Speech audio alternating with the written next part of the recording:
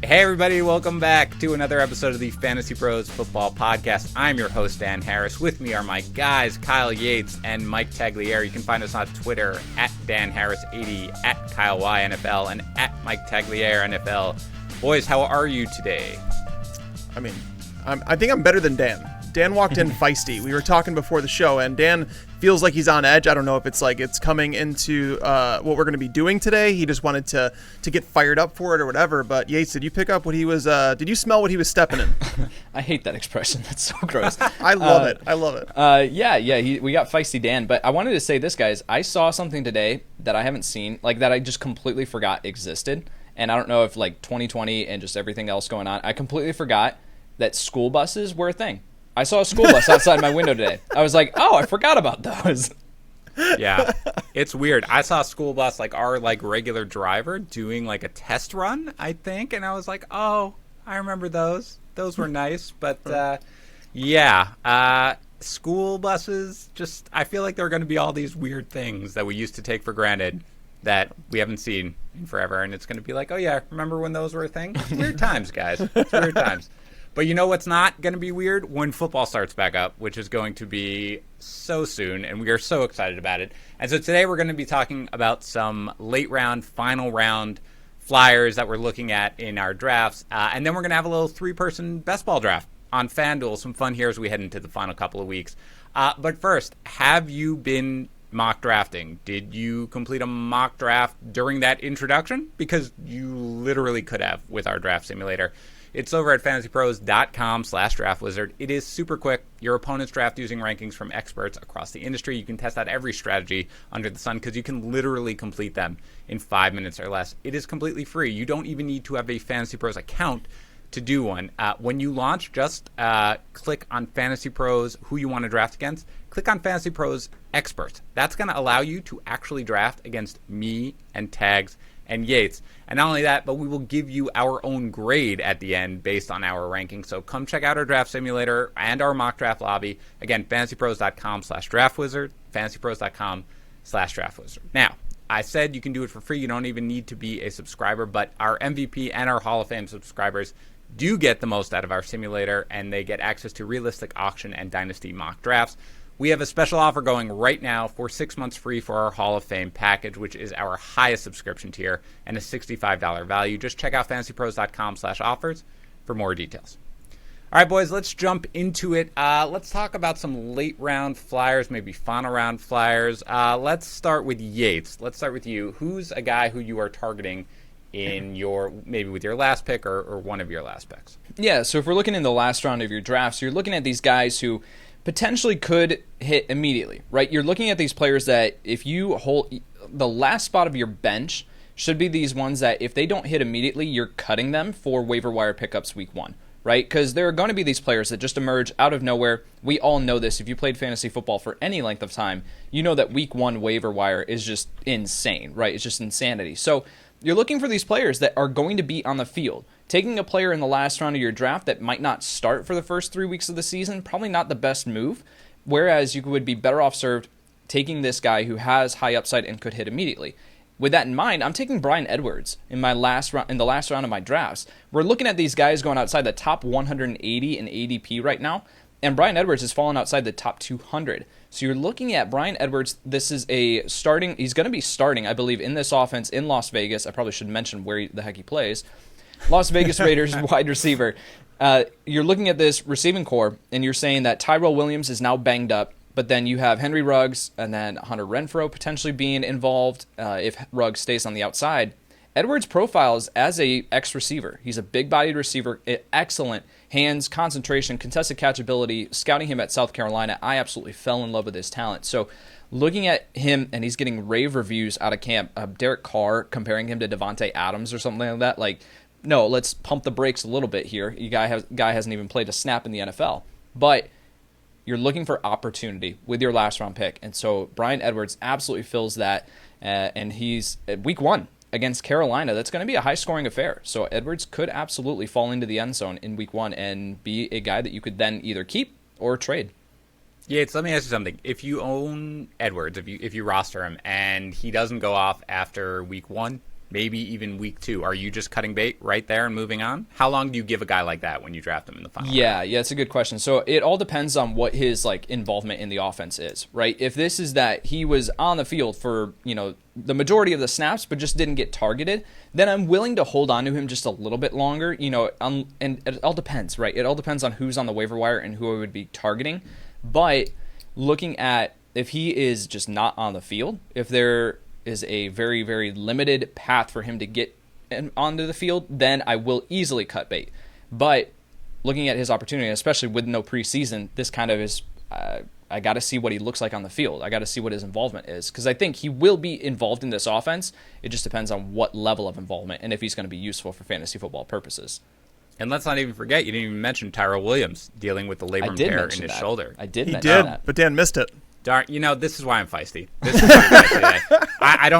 I'm not, it's not my A game today, boys. I've got like 3 podcasts scheduled as soon as this is done, all right? So I'm just going to be quiet here. Did you guys know that Tyra Williams is dealing with the labrum tear? I heard that a couple times. I don't remember where. A really smart guy news. mentioned that, yeah.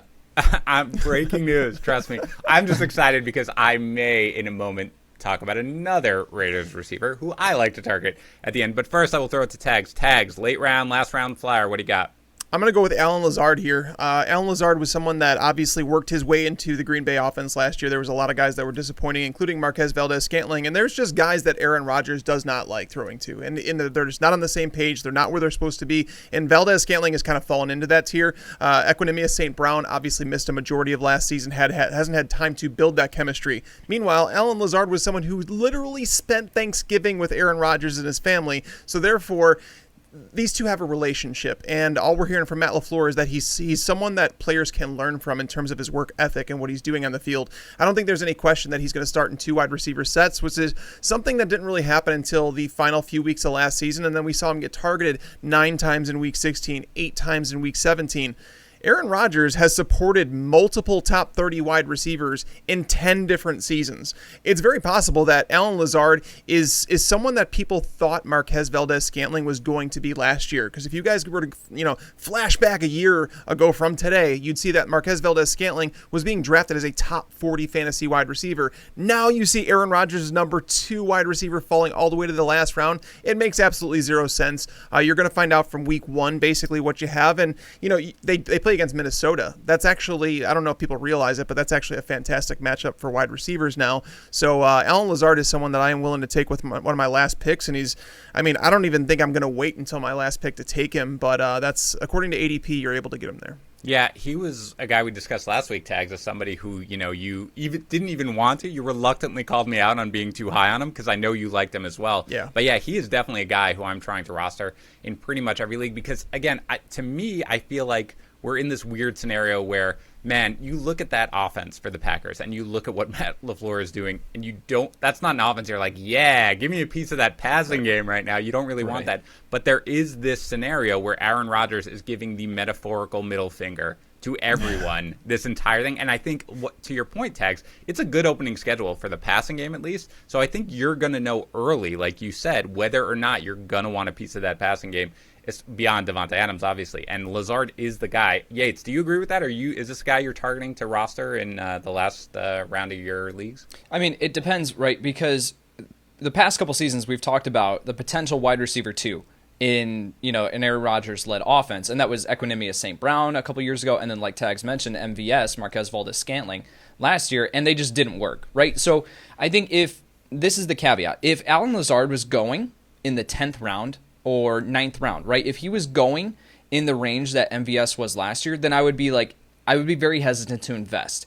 However, you're looking at, again, he's in this conversation for a reason, a late round flyer. This is a guy that I'm willing to take the shot on because I want pieces in Aaron Rodgers' led offense. And if something happens to Devontae Adams, Alan Lazard, 11 targets per game, easy. And if you can get that in your last round, absolutely. I think that's also something that we discuss, which are guys who might have independent value, who you obviously want to add on, but they also combine that by offering this elite you don't think about handcuffing wide receivers, but They offer this elite upside should the guy in front of them get injured, and I think Lazard fits that bill. For me, look, Yates, you talk about Edwards. The guy on the Raiders that I really kind of have been looking at late in my drafts is Hunter Renfrow. Now, he's at 176, so right on that borderline between where we're talking about and 180. But again, we mentioned Tyra Williams. You did. My bad about that. You look at what he did last year. Whatever, Tags. Give me a break.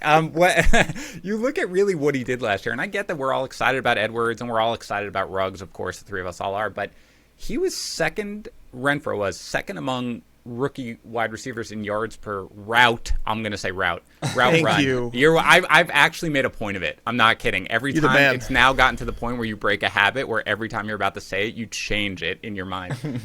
Yards per route run behind only, of course, A.J. Brown, who we know had basically a historic season.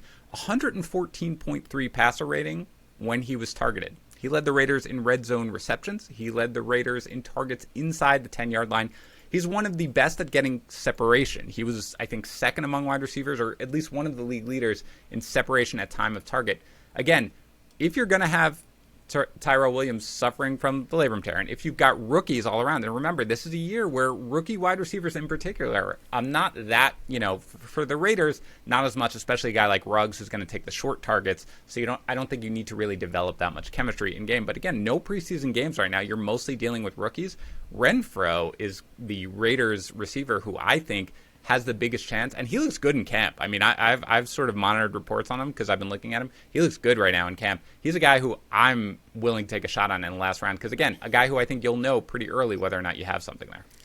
Dan, I love you. I really love do. You. But I love you, man. I will own exactly 0 Hunter Renfro shares. No way. I in take it 2020. back. Do not love you. Not even a little bit. Well, you can't take it back. It's too late because you said it and I actually heard it, unlike Tyra and Williams. It's recorded. I can't do anything about it. It's true. But no, the reason I'm not going to do that is because Hunter Renfro, it's almost like I feel like it's a Cole Beasley scenario all over again, where he had a couple big games in Dallas and this and that, and people always thought that there could be more there with him. They've just added too many options to this offense, and then when you look at where his targets take place, is he's a slot-only wide receiver. He is not someone that you want lining up on the perimeter, and I understand the whole yards per route run thing, but it's a very, very small sample size when you figure 20% of Hunter Renfro's yards in 2019 were on 2 catches. 20% of them. It's crazy. So I don't want to put too much into that. I do think yards per route run is typically a good stat to look at for wide receivers. It's sticky, generally speaking. It's a sticky stat. It typically is, but it's such a small sample size with Renfro because he wasn't on the field all the time. I know he had a bigger role as the year went on, but this team clearly went out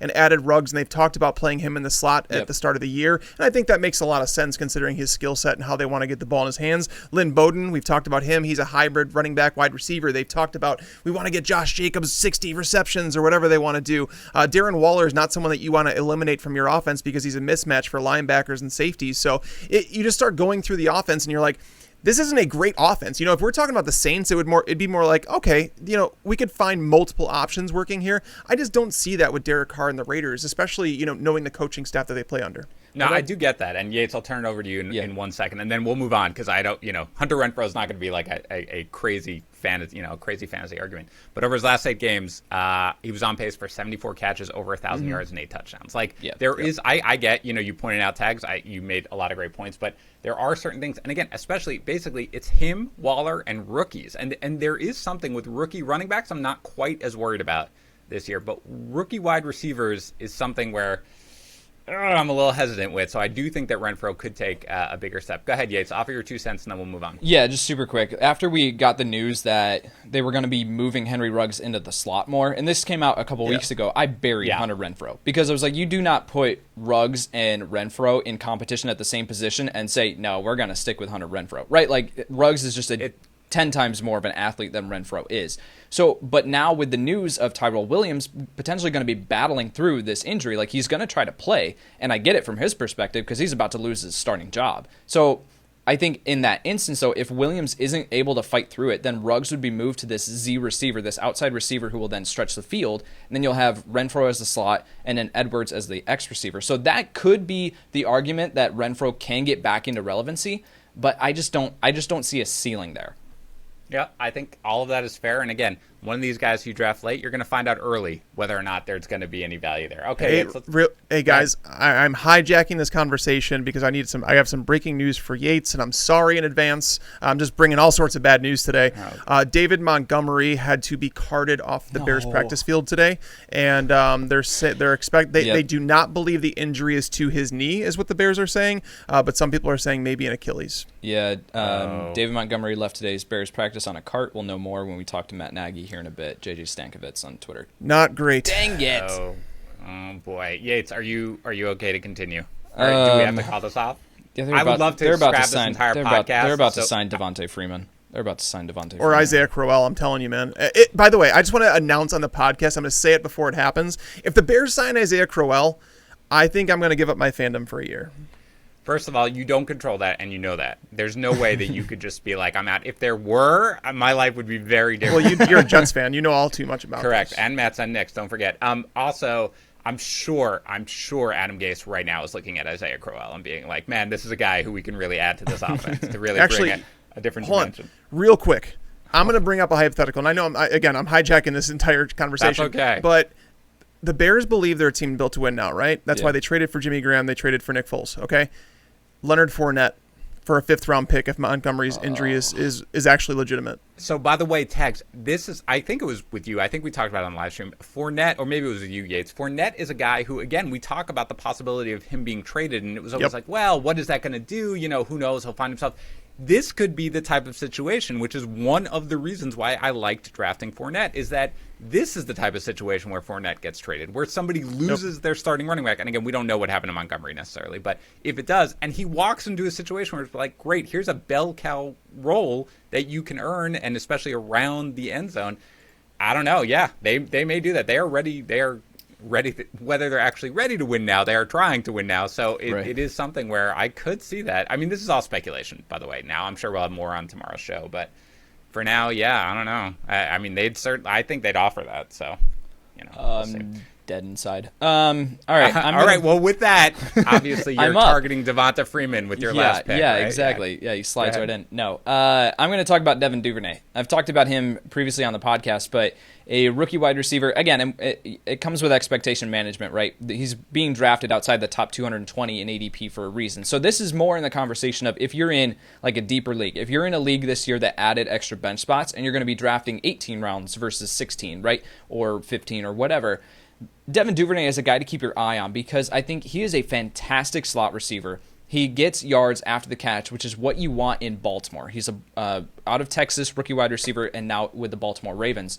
He is a supercharged the position from Willie Snead, right? Willie Snead has just been a guy over his career. Devin Duvernay has a chance to be special in the NFL. I loved his tape. And so putting him in this offense where you get Lamar Jackson out on the run, or just get the ball into Devin Duvernay's hands and let him create. He is a speed demon, 4.4 40-yard dash at the combine. So this is a guy just to keep an eye on, right? Like especially if you're in later rounds, then you can take him with your last round pick. If you're in just a normal 15 round, even 14 round, whatever, I wouldn't recommend drafting him necessarily because there are going to be other guys that are going to provide more immediate value. But Devin Duvernay is a guy to keep an eye on your waiver wire. Tags? I mean, this is a back-to-back one where I'm going to say no, I'm not going to own any Devin Duvernay because I've already started research for week 1, and I started going through this Ravens depth chart and trying to figure out if there's any value outside of Marquise Brown. And even him, I think it's going to be difficult for him to be consistent in fantasy football. Did you guys know, if you guys were to take a guess right now, how many targets per game do you think Ravens wide receivers averaged last year? Oh, yeah, you probably have that. Just a stab at it right away. Like 12. 10.8. Yeah. 10.8 targets per game. So even if we say, all right, we're going to project the Ravens to throw the ball, 50 more times this year, that's basically 3 more times per game. And if you figure a 50% target share to the wide receiver position, which is actually higher than the Ravens did last year, it's like 1.5 more targets per game. So we're talking about 12 targets per game. And if he's not coming on the field until 3 wide receiver sets because Miles Boykin is going to start on the perimeter with Marquise Brown or however they're going to do it, that's why I can't see Devin Duvernay making any sort of impact this year. I'm not saying he can't be a player in the league. I do believe that. It's just more about the opportunity is so limited in this offense when you have guys like Marquise Brown and Mark Andrews at the top of the depth chart. Yeah. Tags had a stat for that. You know he does. All right, Tags, go ahead to your next guy. All right, my next guy is a guy we have not talked about at all, and I really wanted to just bring him up because I don't think people realize the opportunity he might have and how things might change for him in his offense this year, and that's Dede Westbrook. We talk a lot about Gardner Minshew and DJ Chark is he's already broken out in a way, but maybe an elite performer this season. But it's kind of like that Tampa Bay, where last year their defense wasn't great. The Jags' defense is in terrible shape. It's just they've lost any positives they had going on the defense. They lost most of them, 90% of them. They're a team that's going to allow a lot of fantasy points. There are a lot of points, I should say, in general. So when you look at the offense and you're like, okay, they're going to have to throw the ball quite a bit, more than they did last year. Dede Westbrook saw over 100 targets last year. If we go back to Jay Gruden when he was in Washington, he never really focused too much on one receiver. Sure, there were some seasons in there where Pierre Garçon got a lot of targets, but where did Jamison Crowder make his name? It was under Jay Gruden in the slot there.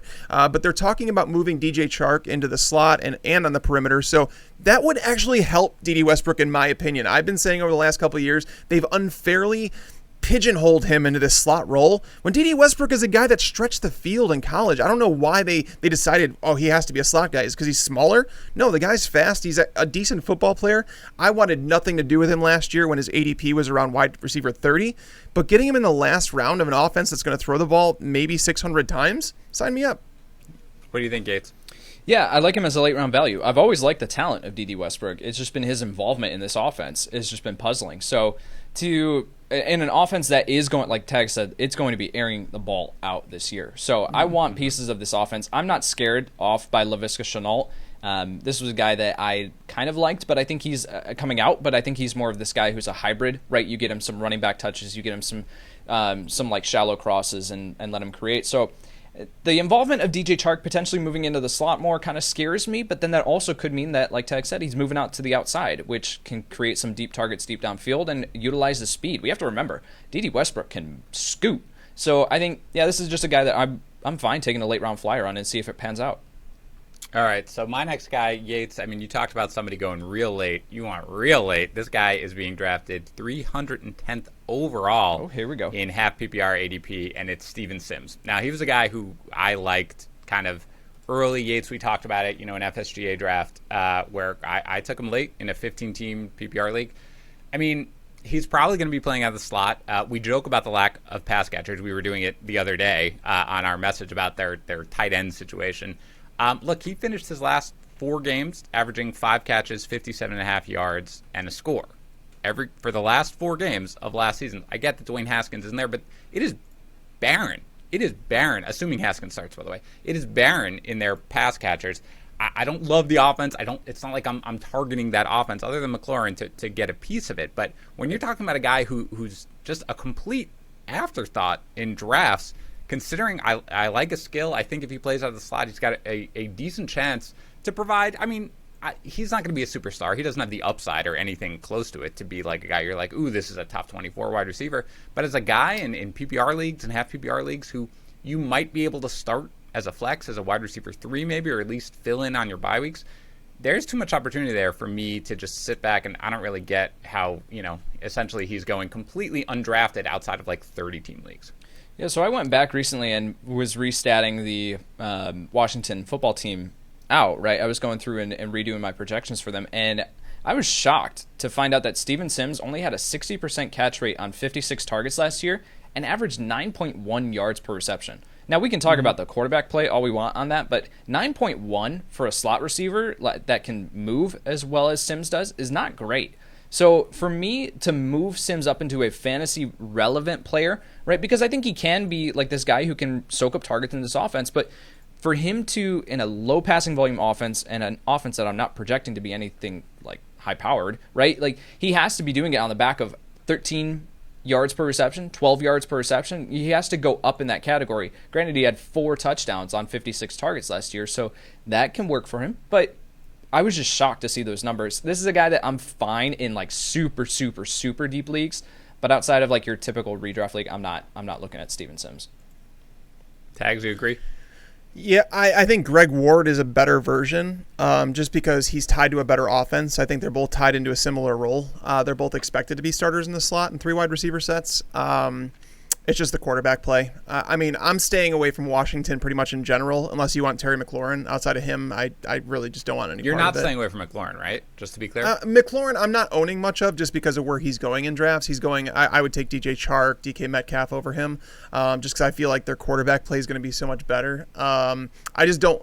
I can't trust Terry McLaurin on a weekly basis. And I think if you go back and look at last year's numbers, you'll see I think there was just one game all season where he saw double-digit targets. Does that change this year? It's possible for sure. I think he's a fine low-end wide receiver too, but there's just people willing to draft him with more equity than I am is all. Yeah, I think that's fair. And again, Greg Ward is a guy who's going like I'm sure over the next 2 weeks his ADP is going to rise pretty significantly given the news that's coming out of Philadelphia. All right, let's get to your last guy here.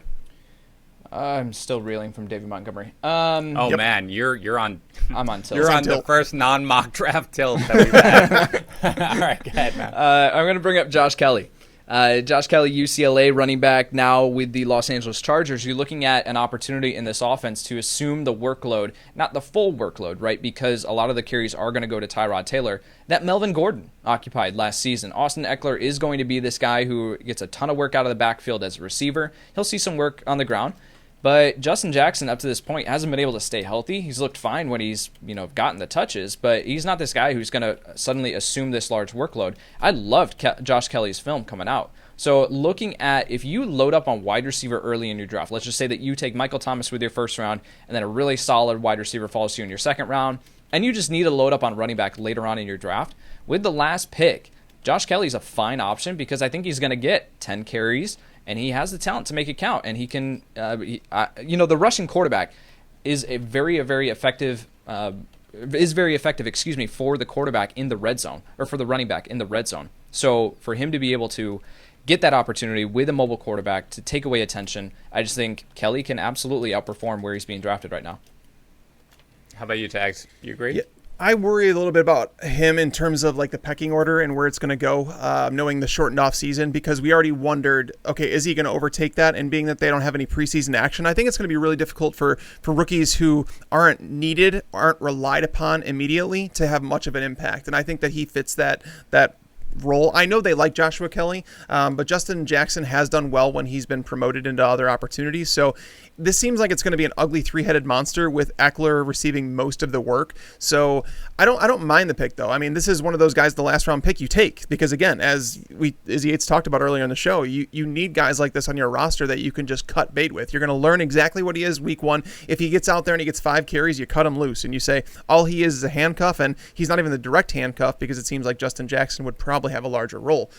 So I dig this one as a final round pick. Yeah, I really like it actually, because I do think that it sort of combines two really good things. One is I think the Chargers, especially now Mike Williams dealing with the injury, I think they are just going to so lean into that running game. Now, I think they're just going to lean on their defense and lean on their running game, especially early.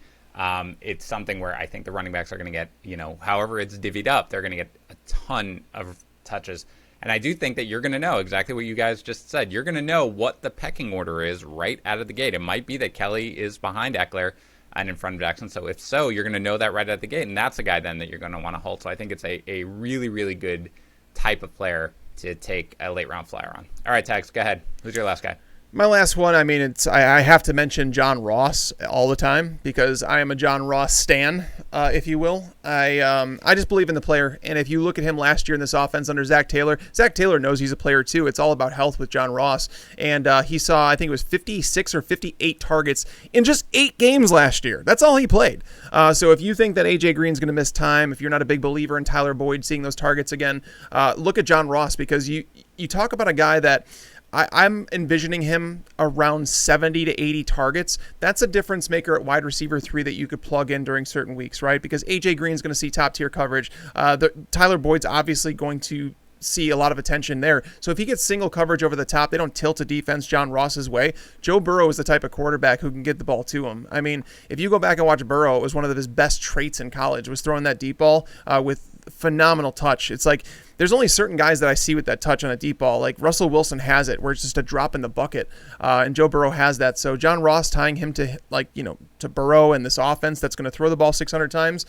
I'm a big fan of John Ross, and taking him with your last pick because he is going to be in the starting lineup makes a whole lot of sense. Tags, I asked this to tease you a little bit, but it's an honest question. Is there any part of the Bengals offense that you do not want a piece of this year for your fantasy teams? I don't want their tight ends. Joe Mixon, I'm a little hesitant just because they've never used him in that role, but if you look at the second half of last year, they clearly went to him. There's a lot of opportunity in this offense, and that's the reason I like it. Even though Dalton missed 3 full games last year, he still should have finished as a top 12 fantasy quarterback based on the opportunity he had throwing the ball. So there is just so much value to be had in this offense. I just don't think people realize how inefficient they were with Andy Dalton last year. It was just so inefficient. And I think Zach Taylor had a bad go at it. So when you bring all these weapons on the field, it's just think about being a defensive coordinator and saying, if we do not get pressure, this team will eat us alive because they have players that could beat you at every level of the field. How about you, Yates? Do you like Ross as a last round flyer? Yeah, I mean, pieces of this offense. If AJ Green can't stay healthy, I think that's the issue. If Green is on the field, I don't see the true upside there for Ross, where you're going to be comfortable putting him in your starting lineup at any point of the season. However, if AJ Green continues to struggle with these injuries, that minor hamstring injury last week, he's just at the point of his career where this is a concern. This is something that you have to be worried about when drafting AJ Green. So if you can get John Ross late with a quarterback like Joe Burrow now, yeah, I'm all for that. Yeah, I certainly have no problem with it. There's no downside, but there is the upside when you're taking it that late. And look, I was teasing you, but I agree. I think you do want as many pieces as you can of this Bengals offense this year because I do have a lot of faith in Burrow, and I do think it's going to be pretty dynamic. For my last guy, Yates, might have been Jake Seeley. I don't remember who we talked about Boston Scott with, but it is Boston Seeley. Scott. Yep. Yeah, 178th in half PPR ADP. Yep. Look, everyone's super excited about Miles Sanders, right? Because the Eagles didn't bring in anybody else to sort of share touches with him. But that hasn't manifested itself in the way fantasy managers are viewing Scott, and I kind of think it should. Look, the last 4 games, obviously they were dealing with tons of injuries, but 87.5 yards from scrimmage per game. And that last game, when Sanders got injured, 23 touches for him. So, look, he's only got 61 career carries. He's small. He's 5'6". But, again, Corey Clement is the other guy in the backfield. Alshon Jeffrey, already injured. You saw Darren Sproles carve out a role for himself for years in Philadelphia. I could easily see him getting 10 touches per game with a healthy Sanders. Sanders already battling whatever this vague, lower body injury is supposed to be fine. But he's a guy who, barely drafted. I think he's a guy who you can roll out there, especially in PPR leagues.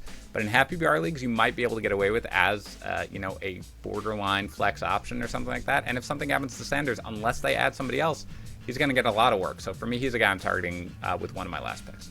Yep. Goes against Washington in week 1, too. There should be plenty of touches to go around in that game. Yeah. It sounds like, again, Yates, you agree, by the way, because I think we talked about this, and I think you were on board, right? I wasn't listening. I was still tilting over He David legitimately cannot. Yates, I want to make it clear. You have a job to do right now, and your job is to be on this podcast, okay? We can talk about how David Montgomery has ruined everything, but, we're talking about... Hey, I'm throwing out Le'Veon Bell to Chicago rumors on Twitter right now. That's what I'm doing. Right. I mean, Yates, I admire your ability to multitask, but actually, I don't, because you're not even multitasking. You don't, because I wasn't. Actually gone to the wrong task during a football podcast. I'll give you 20 seconds to not think about David Montgomery. Boston Scott as a late round flyer. I'm fine with it. Jake's ranking of him up in the 30s is very aggressive, and I can't get there personally because I think Sanders is going to be this guy. But if Sanders news is coming out that he's not ready to go week 1, and you push your draft back, late, right, as far back as you can, and Scott is sitting there in the last round, I'm fine with taking him. Hey, yeah. Yates, real quick, and I'm just going to put Yates in a little bit better mood, maybe. This is up-to-minute, like we're giving you up-to-minute news here. David Montgomery, Tom Pelissero of NFL is reporting that there's optimism he avoided a serious injury, that it could be a groin strain, so we don't know. These podcasts, right? So this is new to you because I don't think you guys have podcasted before.